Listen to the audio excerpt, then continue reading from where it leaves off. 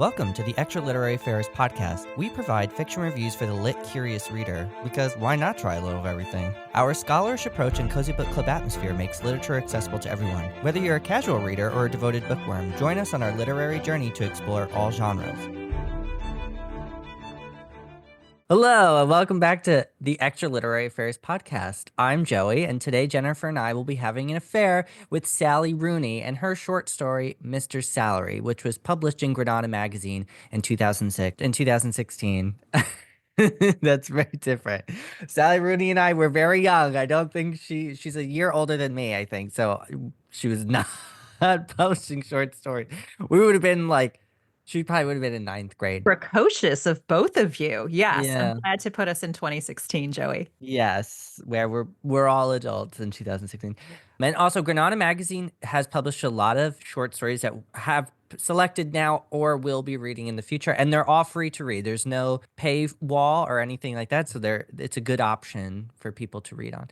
I'll give a short bio about Sally Rooney in case everyone has never heard of this author who has, of course, taken the world by storm, so that we have some background, and then I'll give our summary, and then we can go into our initial impressions. So, Sally Rooney was born February 20th, 1991. As I said, she's a year older than me, in Castlebar, County Mayo in Ireland. So she's an Irish writer, and so happy St. Patrick's Day, y'all. Starting off strong with an Irish woman. She is an acclaimed writer, often hailed as the first great millennial novelist.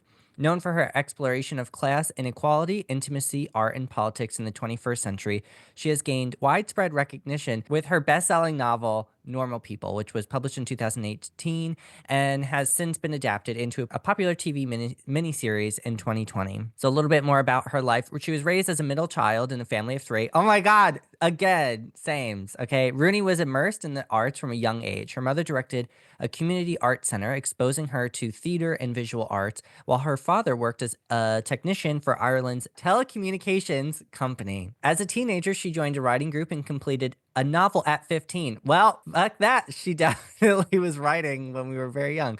Later noting that her early works shared thematic similarities with her published novels. So she attended a Roman Catholic high school where she chafed against strict rules and lectures discouraging premarital sex, themes she would later explore in her writing. She graduated from Trinity College, Dublin in 2013 with a degree in English literature. I mean, we're basically the same person. And excelled as a debater, becoming Europe's top competitive debater at 22. She's got me beat there. I never did that. However, she quit the team in 2015, citing moral discomfort with debating issues affecting unfamiliar groups, an experience she detailed in an essay for the Dublin Review. This essay sparked interest in her writing, leading to a 7-way auction among publishers for her debut novel in 2016. Rooney's work continues to resonate for its sharp insights into modern relationships and societal structures. Now we have that. I'll just give our little summary so that we're all aware of what this story is about. So, as I said, this is called Mr. Salary. So, in the story, Suki, a 20-something woman, returns to Dublin upon learning her estranged father, Frank, has leukemia. Nathan, her former guardian, and a man 16 years her senior, picks her up from the airport. Their relationship is complex. They share a mutual attraction, but Nathan became a father figure after Frank's abuse and her mother's death. They spend the night together reminiscing over Twin Peaks and getting high. The next day, Suki visits Frank alone, refusing Nathan's company due to Frank's disdain for him. At the hospital, Frank mocks Suki's feelings for Nathan, claiming her love for him is obvious but inappropriate. I don't know about that, but okay, fine. Disturbed, she leaves and witnesses what they think is a dead body being pulled from the water, further unsettling her. That night, Suki and Nathan watch TV, and she asks him to sleep with her. He initially refuses, but eventually gives in. Afterward, Nathan suggests they reconsider their actions when she returns to graduate school in Boston. Suki thinks she's not going back, hinting at unresolved tensions and an uncertain future. Jennifer, please give us your initial impressions on this story. So, Joey, I love that you picked this story. And sometimes details escape me. So I know that you had mentioned the story to me and that it would Mm-hmm. be Sally Rooney, and I Yep. forgot. So when I looked up the story and read it, I was like, this author is amazing. Like, who wrote this? This is so good. And it's so complex. And it really reminds me of Sally Rooney because it is Sally Rooney. That would Mm-hmm. be a really good reason. And I was deeply disturbed by the story. And I think that was the point, one of the points of the story. I'm always taken aback at the simplicity, yet beautiful and elegant way in which she writes. And when she just throws in some curveballs, you're just going along, minding your own business, then you get some concepts thrown at you that you're like, what is this story? Is this, how do I feel about this? So I have read the story a couple of times, and every time I revisit my notes and revisit the story, I find a completely different branch of the story to discuss, Joy. So I am super excited to talk to you about the power dynamics. Was this consensual? Is this a love story?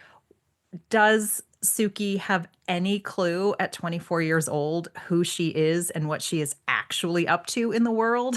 What was the Hmm. situation with her father and her dead mother? Everything's in the story. I'm like, hey, if you're looking for a story that is really going to make you do a double take and say, like, wait a minute, is that right? This is a great story for that. And this is actually our second time reading Sally Rooney's work, the first one being the first chapter of Intermezzo, which was called Opening Theory.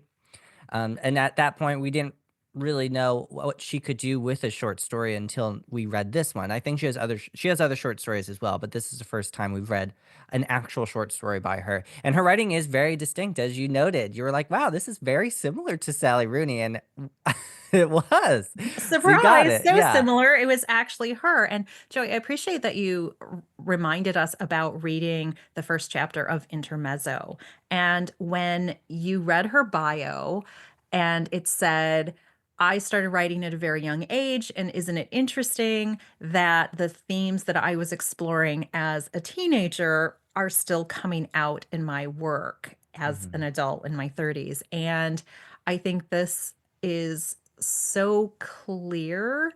And also, when opening theory, intermezzo, about power, about sexual freedom, like what's allowed, what's not allowed. And it was just really interesting that I congratulate Sally Rooney on not enforcing sexual stereotypes or making very clear distinction of what is allowed and what is not allowed. I think she really gives us a lot of leeway to think about it in our own terms without Yeah. moralizing to us about what should and should not be happening. Well, we'll get into that, but I'll finish what I have for my impressions, and then I will start the conversation here, because I feel like we could compare this to Lolita a little bit, but but in a very different way.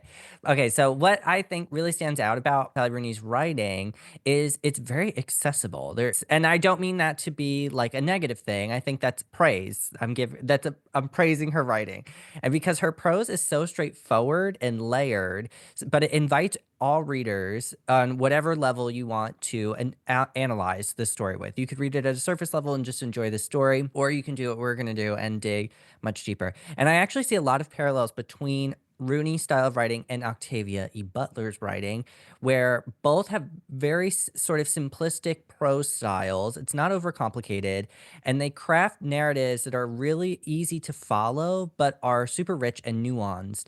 And so like Butler, Rooney explores complex themes, particularly power dynamics within relationships, which we just saw in Bloodchild last week. And in this story, like in Bloodchild, there is a clear imbalance of power that raises questions about consent. Can you actually consent in this type of imbalance power dynamic?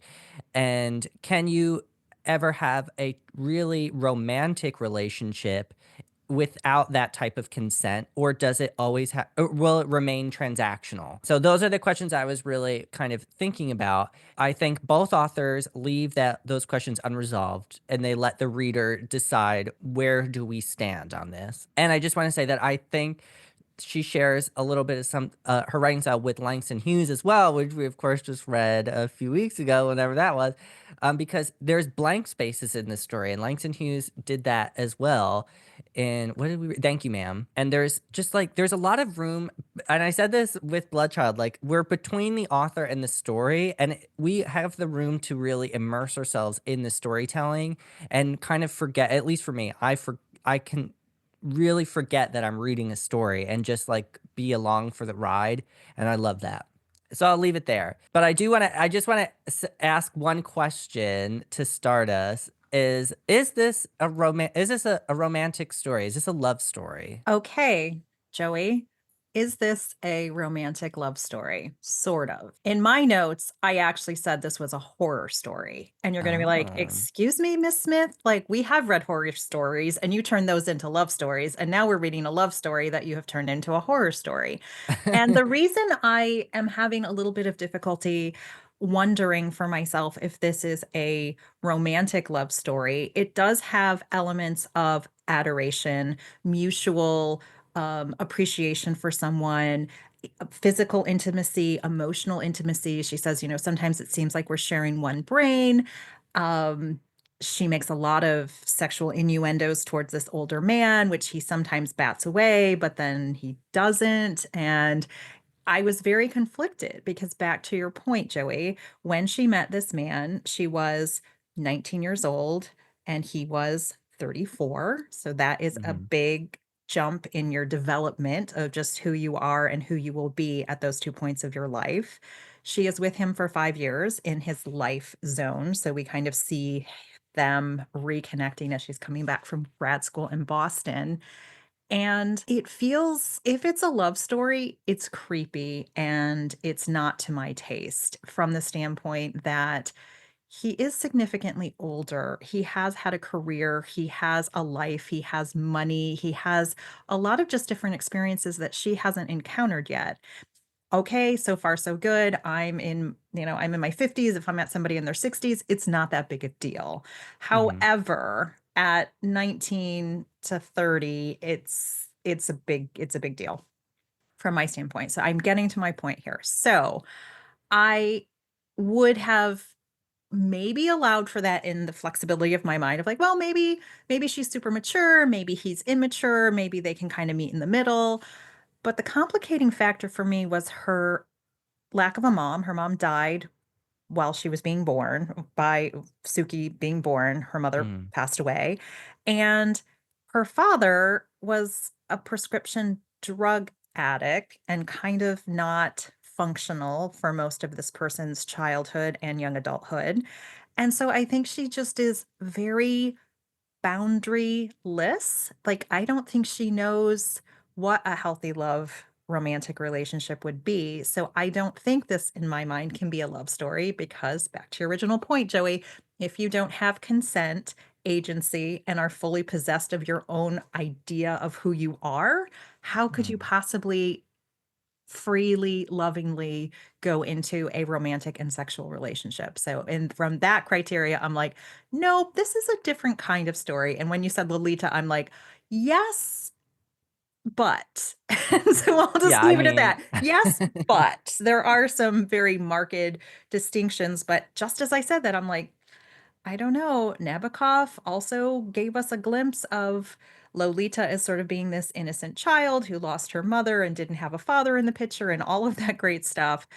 But she also, this character, Suki, is being explicitly, inappropriately sexual with someone if she considered him like an uncle or a dad. Like, that is not within the realm of social norms of discussing or masturbating, for example, while on the phone with yeah. your father figure. That's like, that seems peculiar. Yeah, yeah. I immediately started thinking of Lolita. I mean, it's a very different scenario to Lolita because she was 19 when they started living together, and she has some type of agency even though she's not completely mature 'cause she's only 19.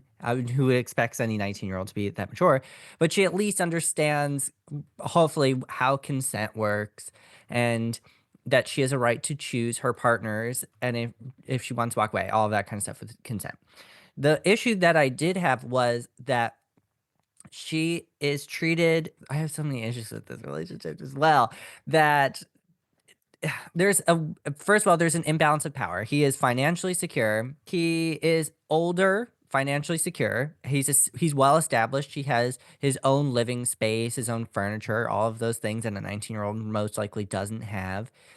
But I don't think that he really abuses the power in the way that we would see Humbert Humbert abuse his power over Lolita. Now, here's the difference is that we got an unfiltered view of Humbert's mind in Lolita, and we do not know what is in Nathan's mind. We could be that he is Humbert-esque, but from the text, the way that I interpreted it was that he was not really he was trying to sort of set boundaries. I think he was giving into temptation. He certainly did when he kissed her when they were both drunk.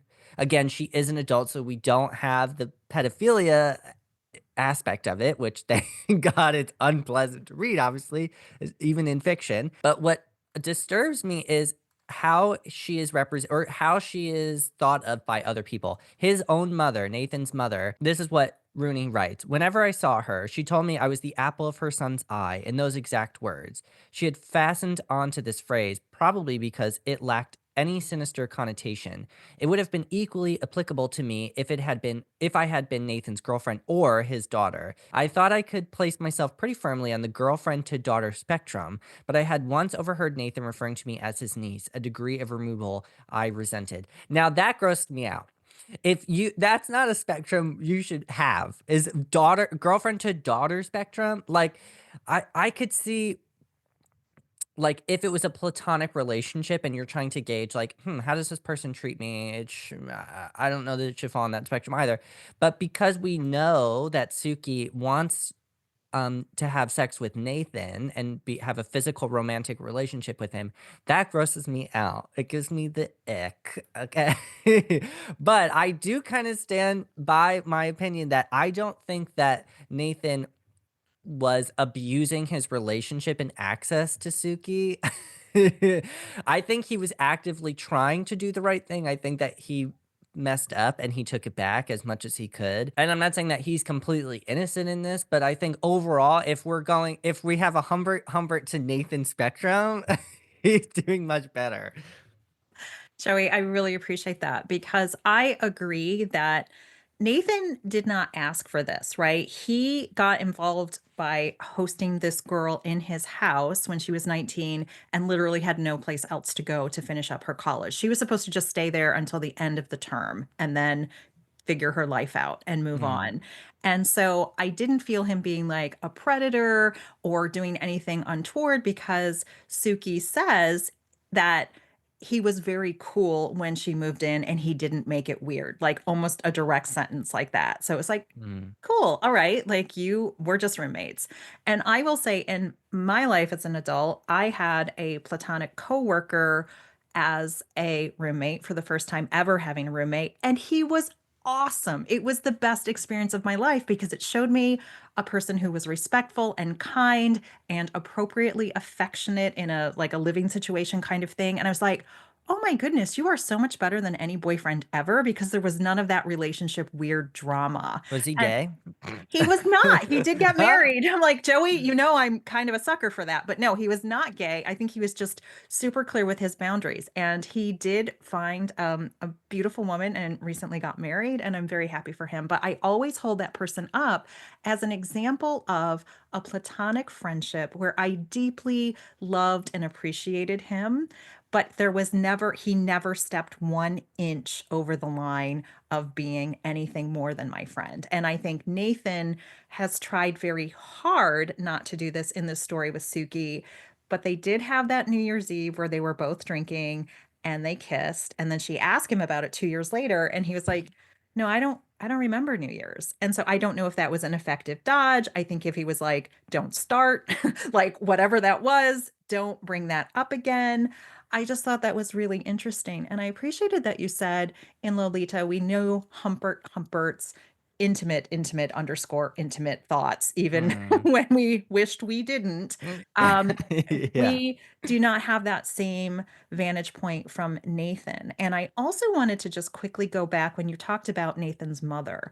So it was mentioned that Nathan's mother was a breast cancer survivor Mm. and that she's still around and she's playing golf and tennis and like being just a great mom to Nathan and says, you know, you are the apple of my son's eye, right? And I agree that is a very ambiguous statement because yes, it could be I look at you as my child that I never had. I look at you as a girlfriend I can't achieve? Like, what does that statement mean? But I thought Rooney did a great job of kind of setting us up of the, as you talked about power dynamics and sort of developmental stages. Nathan had the benefit of having his mom his whole life until now. She never had a mom, and her father never remarried, so she just had her dad, who seems kind of like an abusive jerk. He says very hurtful things. He hits her up for money. He's addicted to drugs. He's now dying of cancer, which is not his fault, and it is not a punishment for the life that he led. I'm not going down that path. I'm just saying that Yeah. she really kind of got shortchanged in the parent department. So when we're thinking about family dynamics and power dynamics, Nathan kind of has a better scorecard than Suki. You know, he's older, he's wealthy, he has a career, he has an intact family.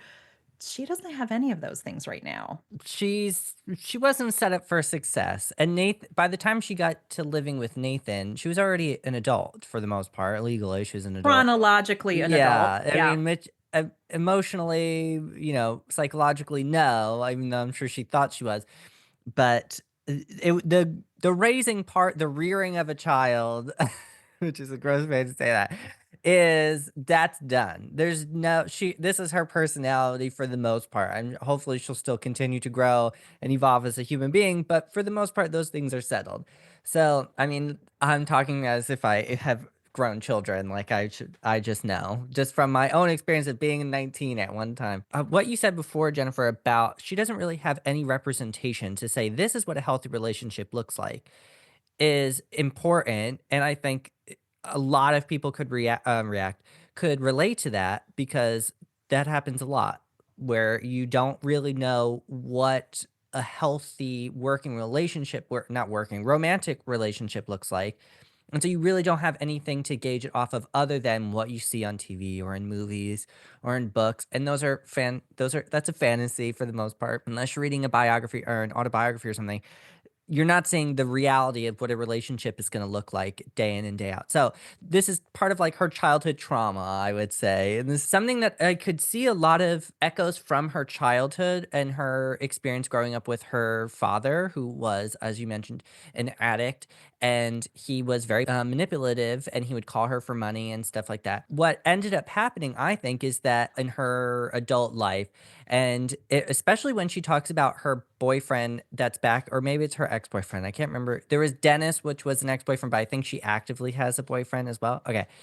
She says, before he was diagnosed with leukemia, her father, I had been toying with describing Frank as an abusive father when the subject came up at campus parties. I felt some guilt about that now. He was unpredictable, but I didn't cower in terror of him, and his attempts at manipulation, though heavy, were never effective. I wasn't vulnerable to them. Emotionally, I saw myself as a smooth, hard little ball. He couldn't get purchase on me. I just rolled away. So I think she has like this defense mechanism or coping mechanism where she sort of like mentally gets into the fetal position and nothing can penetrate this barrier.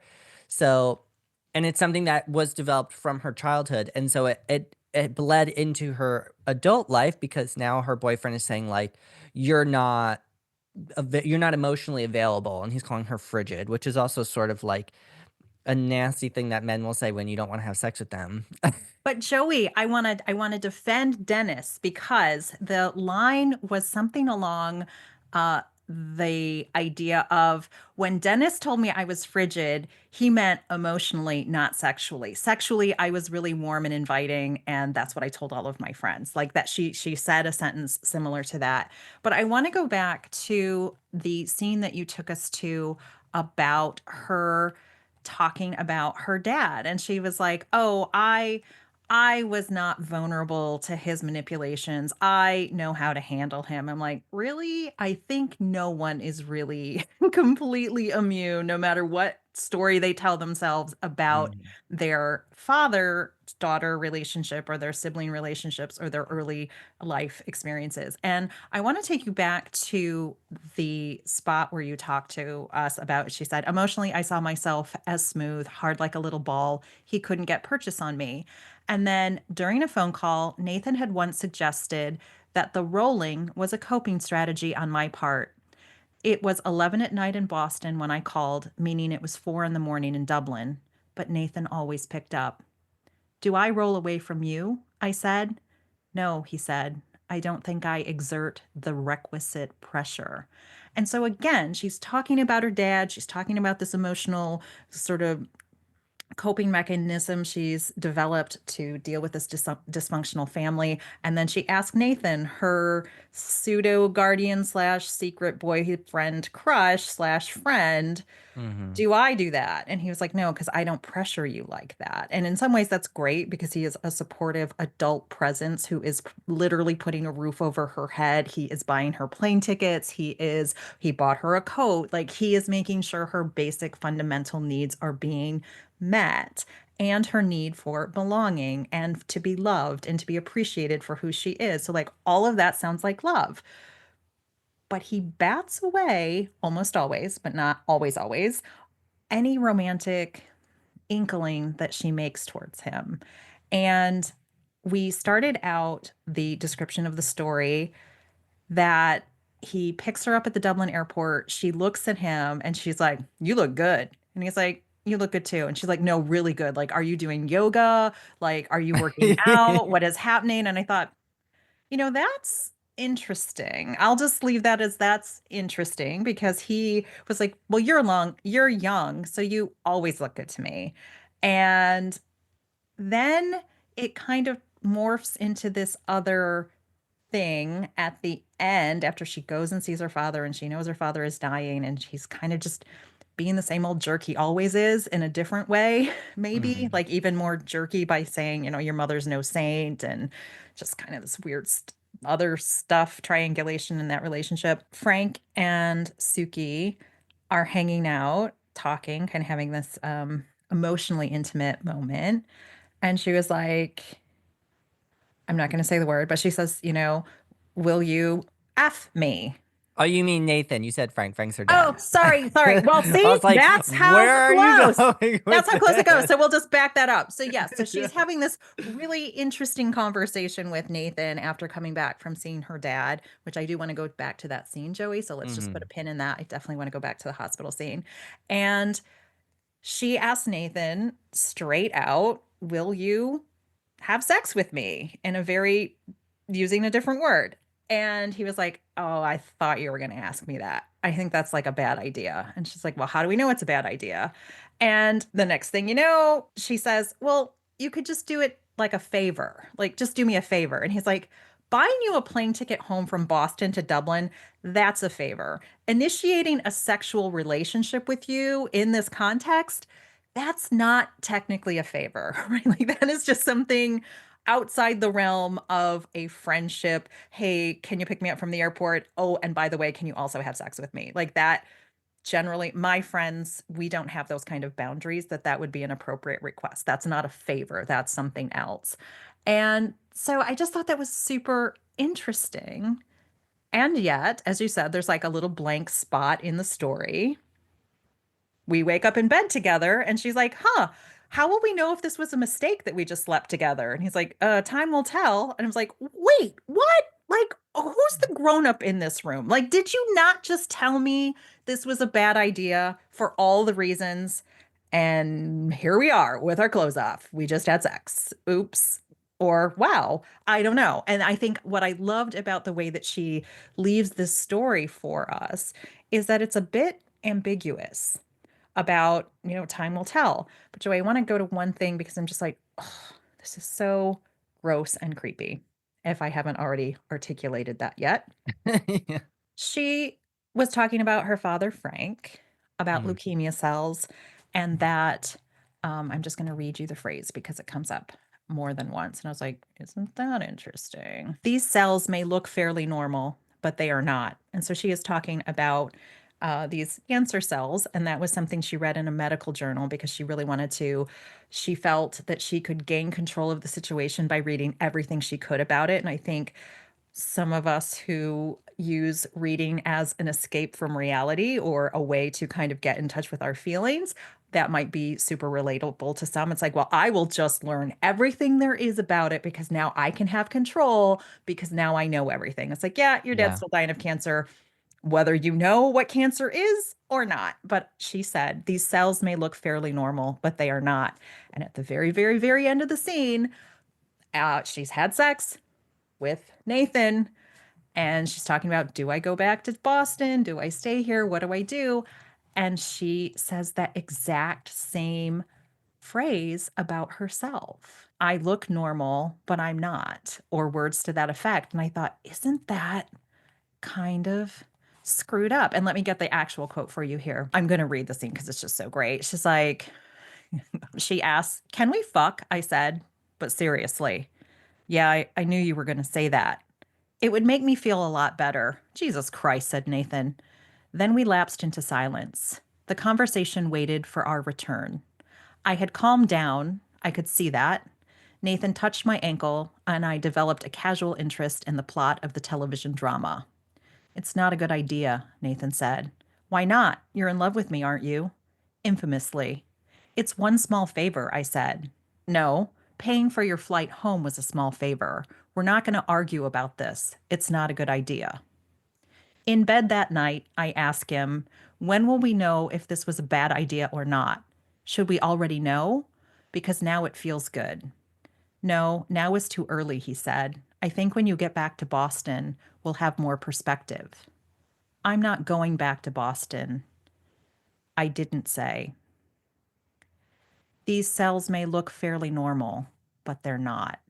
And so when I read that, I thought, oh my gosh, she is confessing that there is something in her, something about her nature that looks like this is normal, but it is not. And I think that was a subtle nod to, this power dynamic, this sexual relationship is not kosher. It is not okay. It may on the surface look like it's okay, but if you look a little deeper, it's not okay. And eventually it's going to lead to deeper destruction. And at least that's where that part of the story took me. And I thought, Sally Rooney, thank you for making us look at all of these moral dimensions. And as you said, you can read this story any way you want. You can float on the surface like a swan. You can dive deep. You can think this is a moral reckoning. However you want to read the story, I think is the right way. But for me, it was like, oh, wow, what a way to repeat that phrase. Like these cells look like they're normal, but they're not. And she at one point says that unlike Frank, she doesn't have something in her body that is trying to kill her, right? She is talking about Mhm. her good health. And for me, it's like that little seed of psychological dysfunction from having a crappy family is kind of leading her to make these less than stellar, in my opinion, relationship choices with Nathan. I think sleeping with him was a huge mistake because now there's no going backwards from that point. That's like you can't, Mhm. there's no do overs on that. And the one safe place she has in the world, she's now complicated it. I think that because there obviously is that repetition of talking about the cells during leukemia, but in the earlier in the story, the first time she says it, she says the website read that in chronic leukemia, the cells can mature partly, but not completely. These cells may look fairly normal, but they are not. So I thought that was her way of admitting, like, I am sort of emotionally and like psychologically stunted because of my past with my father and all of these other issues that she was having. And she's like well aware that there is something about her that will never continue to grow, that this feels like the amount that she's ever going to mature is what she is, where she is currently, which is like insightful. But then also, if you know that, why wouldn't you can try go to therapy, girl. Well, Joey, I appreciate that you took us back to when she originally encountered that phrase because about the maturity. And I sort of had missed that. I didn't remember that in this conversation. But I love the fact that you're just like, oh, she thinks she's, as she's as mature as she's ever going to get. And she's 24, right? So like biologically, brains are still growing until you're 25. So literally she has some time to get some new neural networks like in the Mhm. original programming. Like she still has time. But I just when you said that and I'm in my 50s. I was like, yeah, sounds exactly like a 24-year-old who's like, yep, I know everything about me. I'm done. I'll never change. This I'm is like, my best self. you have no idea how differently you may or may not be. based on the choices you make today and in your future, how far away from that person you were at 19 and 24 as you are as you if you have the privilege of growing old, right? So I Mm, just really had to think of like, "Oh yeah, that sounds like a 24-year-old to me." Sorry to sound ageist, but I believe I have the right to say that because I was that 24-year-old who thought I knew everything. Oh my yeah. gosh, I knew everything. And now I'm like, "Wow, you had like 20% knowledge. Like of all the knowledge Yeah. you needed to be an adult, you had maybe 20%." And you thought you Yeah. had 104% because you knew things even other people did not know. And I was like, so wrong. Yeah, it's okay. We can humble some 24-year-olds. You should know you don't know everything. Come on. There's a big wide world. You didn't see it yet at 24. There's just so many little pathways we can take with this, but I think that she, even though she's having this very self-reflective moment when she's talking about how she feels like she's maybe stunted in some way, she's not really seeing that she's using the same sort of tactics that her father would use on her. And I think she's using emotional manipulation to get to Nathan. And I'm not blaming her. I'm not saying like she is the antagonist of the story. I don't think there is one. I guess maybe Frank is. But I think that she's accidentally doing it because again, she doesn't have this representation of how does um a healthy relationship, whether that's romantic or platonic, how does that actually function? And how do I respect somebody else? And how do I communicate? And so I'll just read what she wrote, what she said. So this is when they're out to lunch, her and Nathan. And she randomly says, "Would you grieve if I died?" I asked him. "I can't hear a word you're saying. Chew your food." I swallowed submissively. He watched me at first, but then looked away. "Would it be a major bereavement for you if I died?" I said. "The most major one I can think of, yeah. Nobody else would grieve. Lots of people would," he said. "Don't you have classmates?" He was giving me his attention now, so I took another bite of steak and swallowed it before continuing. "That shock you're talking about," I said, "I mean bereavement. What about your ex-boyfriend that I hate? Dennis? He would actually like it if I died." "Okay, that's another discussion," said Nathan. I'm talking full-scale grief. Most 24-year-olds would leave behind a lot of mourners. That's all I'm saying. With me, it's just you." He seemed to consider this while I worked on the steak. "I don't like these conversations where you ask me to imagine your death." "Why not? How would you like it if I died?" "I just don't I just want to know you love me," I said. So instead of just saying, "Hey, I need reassurance," I did not get this from my childhood. My father did not reassure me that I was in a loving household. He did not show me that with like physical affection in an appropriate way, obviously with like a hug or a pat on the back or a kiss on the cheek, a pat on the head. Yeah. So instead of saying, "This is what I need in our relationship, I need to know that you love me enough that you would grieve for me if I died." And so, but instead of doing that, she's trying to lead him into a conversation to get the result from that conversation that she's looking for that reassurance. But Nathan's not real, he's sort of picking up on it, but he's not really giving her what she's looking for. So she has to keep pressing. And I feel like I see that when I read this part of the story. And it really kind of grinds my gears because it's just like, if just say that that is what you need from somebody else. And this would be a lot easier if you tell Nathan, "I need you to tell me that you love me." If you do, and I'm sure he does, like every time we talk, or like just communicate that information so that you don't have to try and coax it out of someone without them being really them consenting to this type of conversation.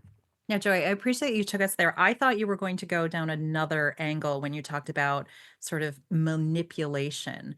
So she's bought the most expensive thing on the menu. She said that he let her have sparkling wine and the most expensive thing on the menu. I did not Mhm. think about what the most expensive thing on the menu might have been at this restaurant, but it was a Guess big with hunk steak.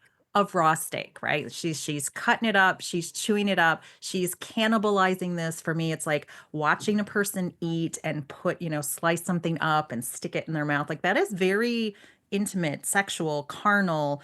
Um, the fact that she's having that conversation while doing that, and Sally Rooney is like, oh, and then she took another bite of steak and he was watching her chew. And so she swallowed submissively. I'm like, submissively? How Like, do you what the swallow heck? Like, you submissively? are supposed to be eating your food here. You're not supposed to be doing some weird sexualized power play with the guy that you're asking, would you be sad if I died?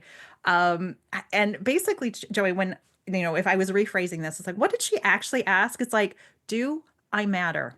Do I matter to you? And that is a question of identity and belonging and her own self-worth. And as you said, can't you just say those words? It's like, well, if she grew up in an environment where she knew she didn't matter, like it's such a Hmm. vulnerable thing, maybe even more than a sexual act, to say, do I matter? Am I the most important person in your life? Because that's basically what she's asking. Like, would I be a major bereavement for you? And I think she's also reflecting on how she might feel when her father is going to die. She's like, I read all of the medical journals, I read all the information. Thank goodness I did, because my father, Frank, who is dying, wouldn't have gotten around to telling me he's dying. He's just going to be like, I don't know what's going on here. So I just thought that was such an interesting thing. Again, Sally Rooney taking us on whatever, it's like a department store. However deep you want to go into that, you can. But if you just want to read it on the surface, that's fine. But she's sort of confronting her own mortality by seeing someone else. And when she's standing at that icy river and they're digging out that what turns out to be an empty sleeping bag, like in the shape of a person, she Hmm. goes home that night, takes off her cold clothing and hangs it up. And she says it still kind of retained the shape of her body. And there are Hmm. many times in the story where she is seeing herself through like the fog that comes into the a condensation, sorry, that's the word I'm looking for, the condensation in the Hmm. shower. And once that sort of dissipates, she's like, I could see myself so clearly until I could see each an individual pore.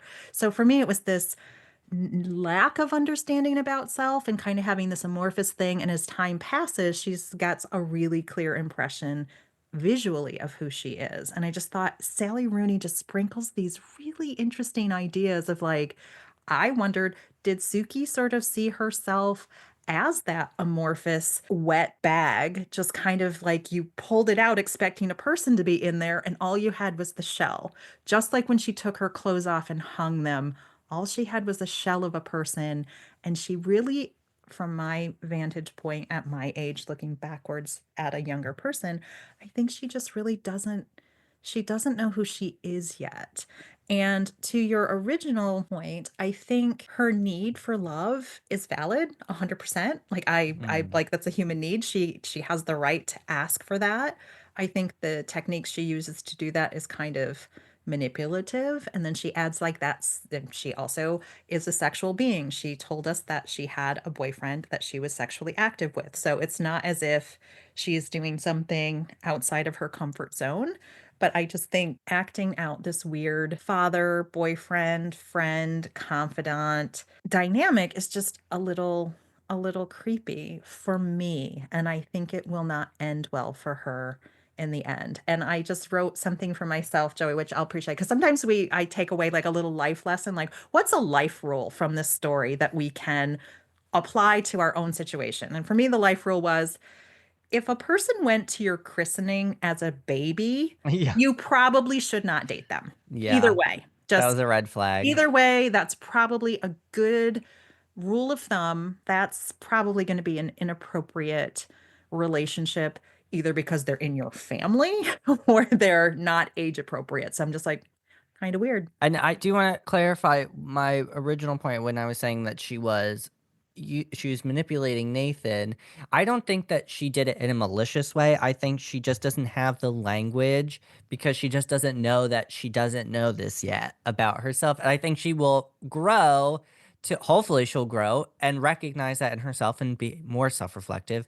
But I want to go to the scene where they pull Can I the argue with you for just a tiny bit, Joey? okay, sure. Because I was a 24-year-old woman, and you have never been, nor shall you ever be that person.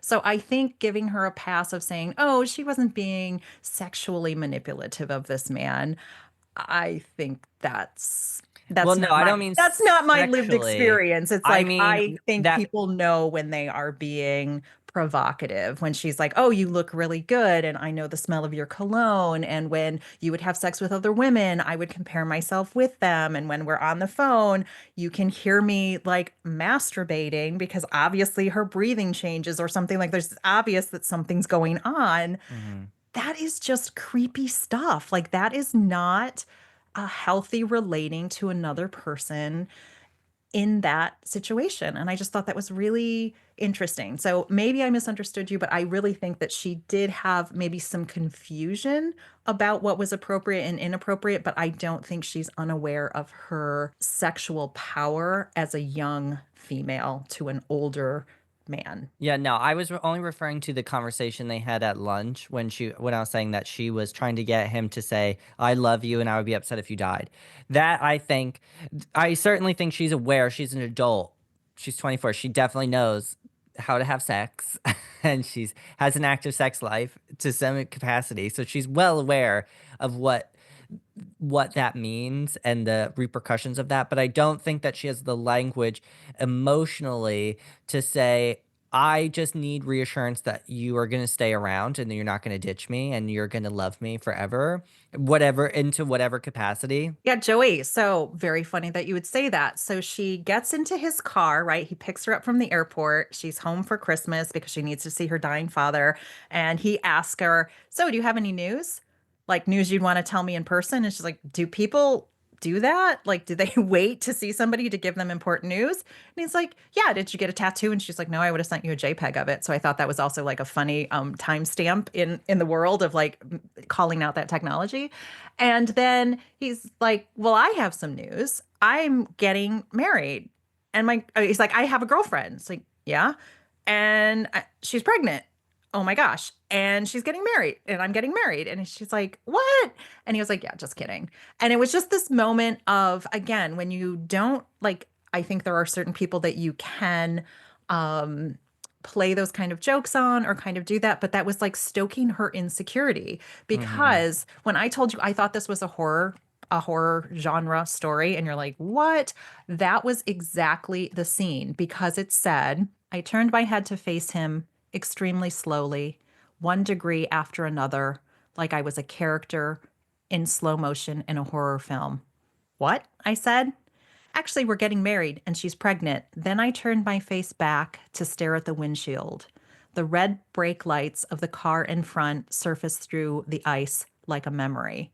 And so for me, that abandonment, that fear of losing the person that she wanted most, when she said, the red lights came to the surface like a memory, I was like, yeah, like your dad letting you down all the time. And I think that insecurity, even in a joking way, to be like, "Oh, I have news. I know you thought I'd be with you forever and ever, and I'm like your only support person ever, but surprise, I'm gonna have a wife and a baby. See ya."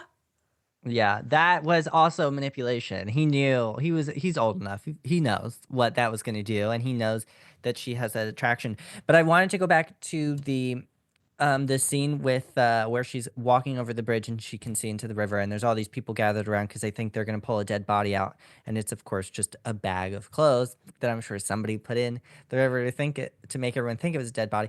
But the reason why I go back there, and this all ties together, is that she's constantly looking for reassurance from other people, whether it's from Nathan or from Frank, and then there's this couple that is standing there. So I'll just read the scene. Okay, so she said it says, "I thought I probably didn't want to see a dead human body lifted out of the Liffey by a rescue boat, but I stayed put. I was standing next to a young Asian couple, a good-looking woman in an elegant black coat, and a man who was speaking on the phone. They seemed to me like nice people, people who had been drawn into the drama of it all, not for tawdry reasons, but out of compassion. I feel better about being there when I notice them." So she's looking for some type of reassurance from authoritative figures, and in this case, it's this a good-looking couple who must be older than her, I'm assuming, and they look like they have their stuff together. And she's saying, "Well, if they're here and I'm here. That makes it okay. I'm now reassured that I'm doing the right thing. They look like a put together type of people, adults. So now I know that I got the thumbs up. I can be here. So even though she's 24 and she's making a lot of decisions on herself, and this I think can lead into the idea of like, what does independence look like? Because I've been listening to some interviews with Sally Rooney, and this idea seems to come up a lot for her in her writing. Just underscores that she's constantly trying to get that affirmation from other people.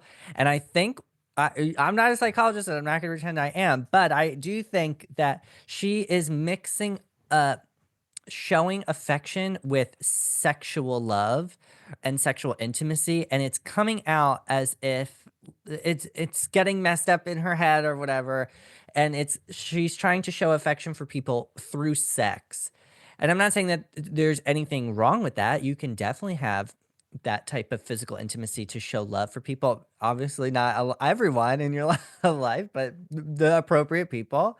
So I don't blame her for that, but and again, this goes back into that representation. She doesn't really have anybody to show her that this is not the only way. It's of course a way, and it's a valid way to show affection for people, but it's not the only way. There are other ways to show your love language. Yeah, Joey, I appreciate that because I want to Take take that. you to a moment where she's talking about Nathan and how she explains him to her college friends. So it says, my college friend worshiped Nathan and couldn't understand why he spent so much money on me.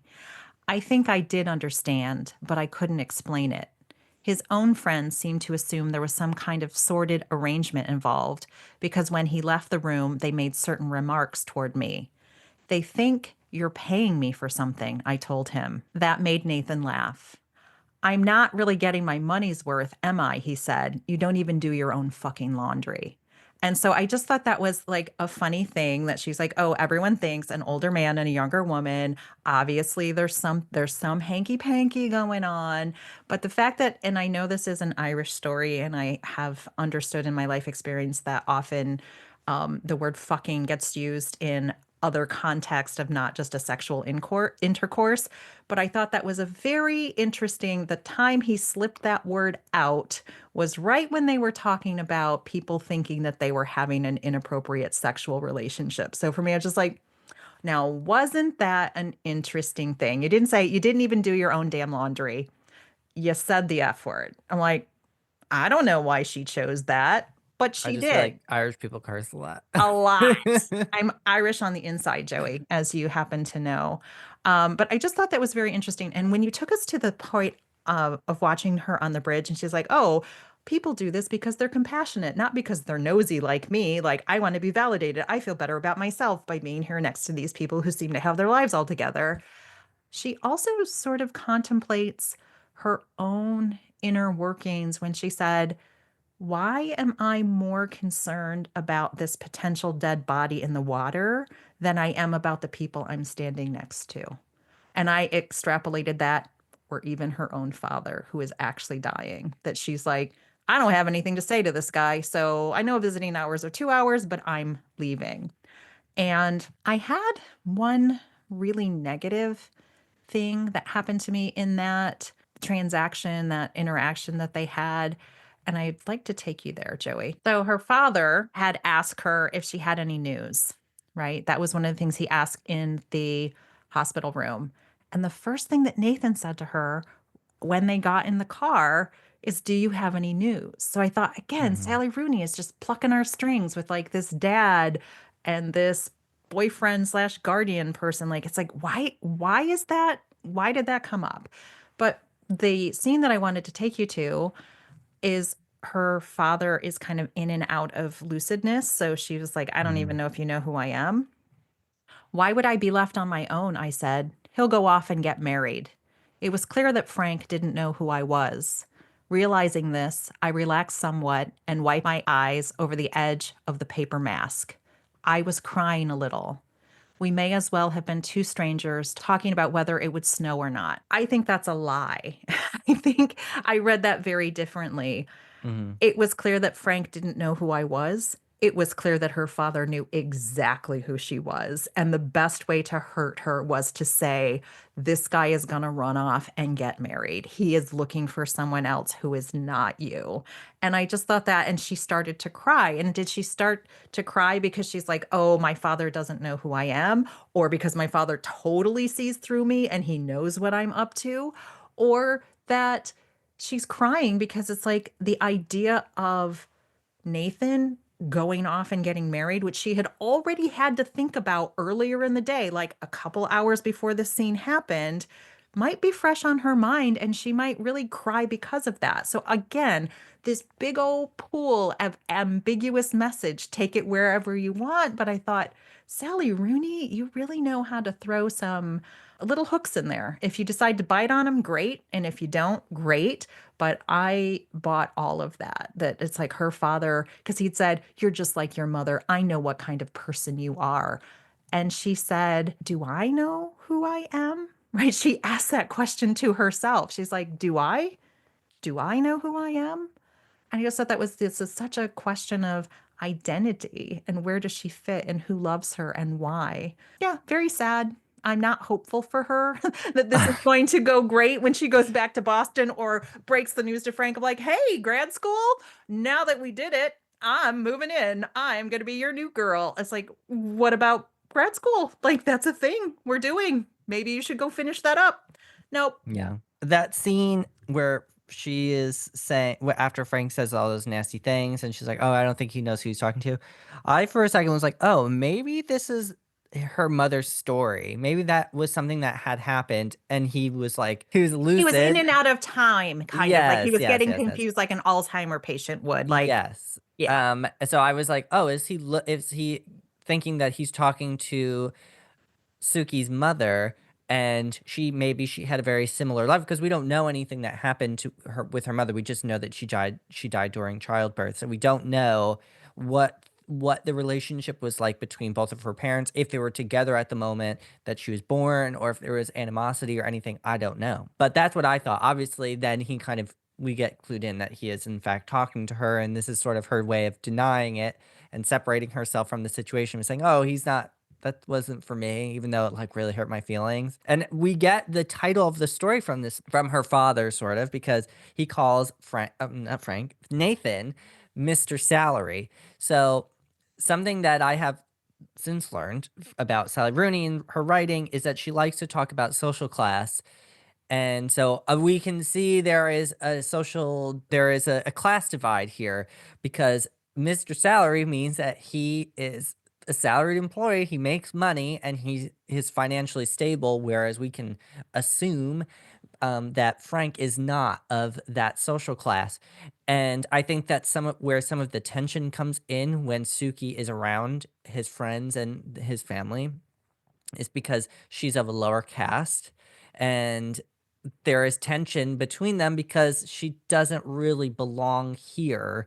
And I don't know, but I could assume that maybe that is part of why sorry, not Frank, their names are not similar. I don't know why I want to say that.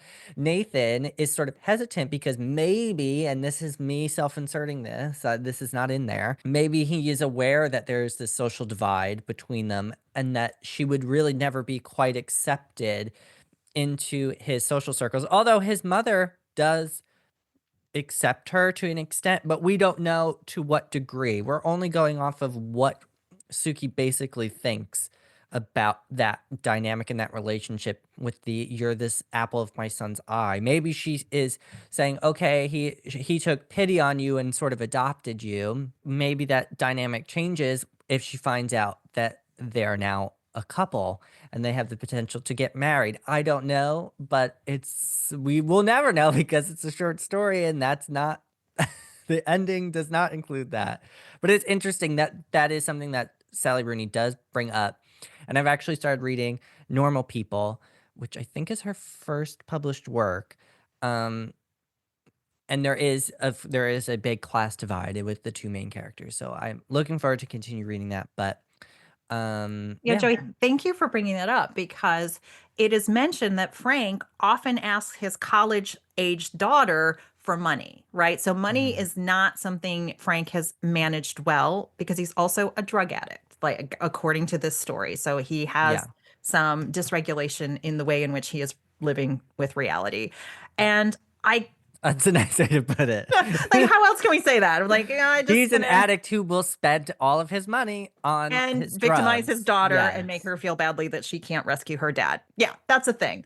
But I got really annoyed, not at you, obviously, at the world, that when you're like, oh, well, her dad doesn't have any money. And so she's like from her dad. So like she came from a certain class, and maybe they did say that Nathan got lucky, or words to that effect, that like he's working at a company and he's there to emotionally manipulate people into buying products. And he's like, oh, my job right now is only to make people feel things and then they buy them. That's somebody else's job to like do the commerce side. So I'm like, Mhm. very interesting. And she name drops that his company got bought by Google and now they have, and I quote, ridiculous salaries, and they're living Mm. in this thing. So of course he's Mr. Salary.